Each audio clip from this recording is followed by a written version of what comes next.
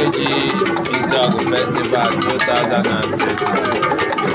To be frank, this has been recorded as the largest cultural festival in Africa. You cannot compare it with any other singular cultural festival in Africa. This is the largest and the most entertaining. We are here at Izu-ogu on the 1st of May 2022. You can see masquerade. I bet you when you, or if you want to count the masquerade, yeah, you will get them more than 500. And the people that have gathered here to celebrate it on this day of 1st of May 2022, there are more than 5,000 people on the ground. Ikeji Izu-ogu, the most entertaining cultural festival in Africa, the most entertaining cultural festival in Nigeria, the most entertaining cultural festival in Imo State. It is deep rooted in culture, tradition, and masquerading. You can see every man here is a masquerade of himself. Every woman here is a masquerade of herself. Every person that has come here is a masquerade of their own or themselves. I bet you there is no dulling moment here. Everybody is busy parading themselves as masquerade. You can see as number the people you can see here. They also make up the number of masquerade that have come here. I never knew before now that every family in Izu-ogu has a masquerade of their own. Or even every man in Izu-ogu has a masquerade of his own. Today I've witnessed it. This is my first time of coming to the Ikeji Izu-ogu Festival, witnessing it. I'm happy I'm here live and direct. Nobody will tell me stories about it anymore. I've witnessed it myself. Ikeji Izu-ogu Festival 2022. Happening live at Kenwa Konyuche. I don't know, I cannot pronounce the name of this village correctly or the way it must or it should sound, but this is Izu-ogu. This part of Izu-ogu is located in Onimo, in Imo State.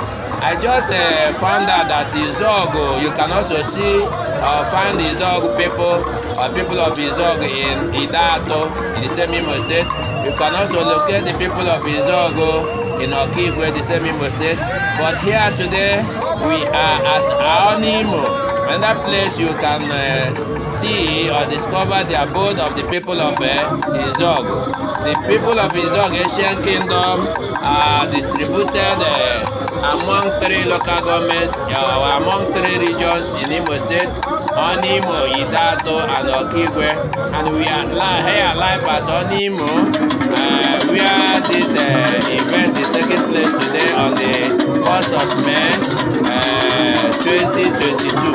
It is an amazing sight to see young and old dancing to the tune of melodious masquerade beatings. I tell you, it is something no one should miss. This is fantastic. This is what we call culture to its root. Culture to its root. This is culture. This is tradition. This is synonymous to the people of Izu-ogu and Igbo and Biafra in general.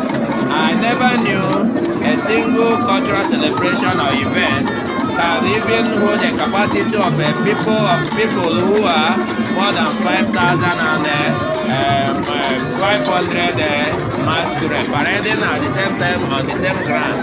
It is something we should try to keep, a culture that should not die, a culture that we have to reserve, we have to preserve, we have to carry along till ages and ages and ages. I'm very happy to be part of this day event.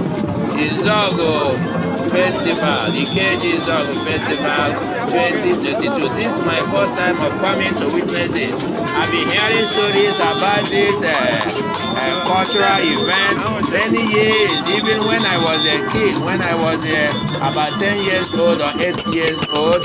People tell me about the Ikeji Izu-ogu Cultural Festival.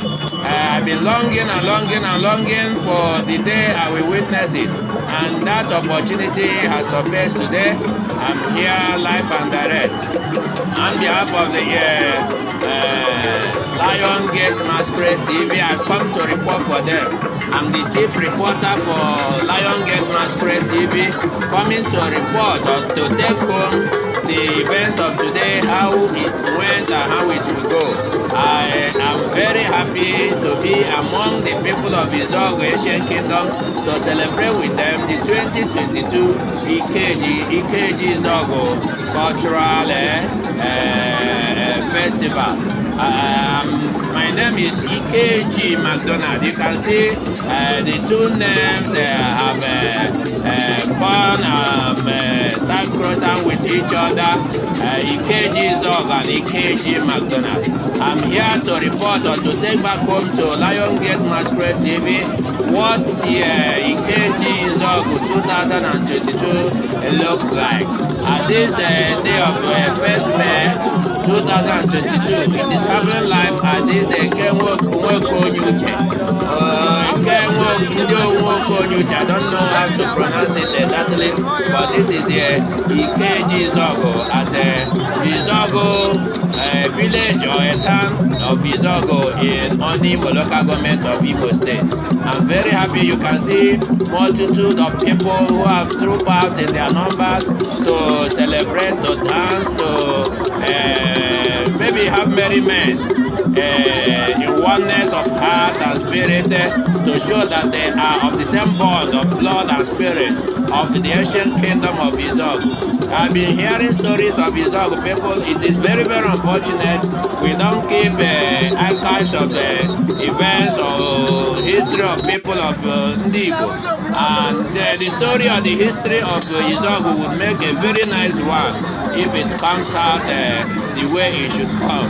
I'm very happy, and once again, you can see people, you can see them in their numbers, men, women, children, old and young, who have trooped out in their numbers. You can see food, you can see drinks, you can see meat, you can see whatever you dream of, whatever you can lay your hand on. As long as you have the money, you have the appetite, you have everything, you will enjoy yourself here. You have your eyes and ears. Most importantly, you must have your eyes to watch what is going on, your ears to listen to the music, and your legs to walk around, and even your hands to clap, and even your mouth to shout and cheer them when they get it right how you need it. Ikeji Izu-ogu cultural event of 2022. Wow, this is an amazing event. This is an amazing culture. This is amazing tradition. This is what Igbo culture is all about. Igbo culture, no other culture in Nigeria, in Africa can beat this culture of Ikeji Festival. This is the deep and the first in the Igbo culture. This is the deepest and the first in the Biafran culture. This is the deepest and the first in the southeastern and the southern Nigerian culture and tradition.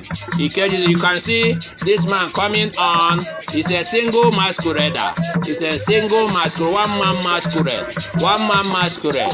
Like I have told you before, every man of Izu-ogu is a masquerade of his own. He's a masquerade. Himself is a masquerade. He just needs people to give him the beatings and the chorus so that he will display what masquerade is known for.